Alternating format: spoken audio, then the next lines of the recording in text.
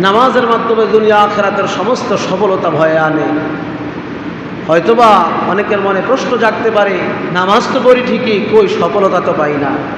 বোঝা গেল আমার আর আপনার নামাজের মধ্যে ত্রুটি বিচ্ছুতি আছে না নাই?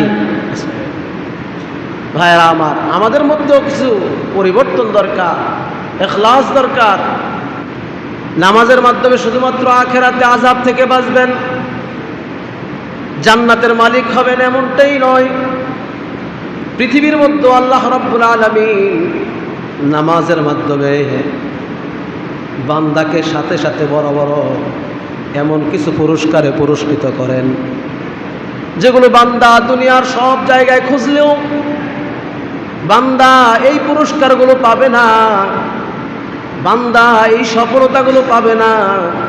আল্লাহ রাব্বুল আলামিন এমন কিছু সফলতা, এমন কিছু পুরস্কার বান্দার জন্য রেখেছেন।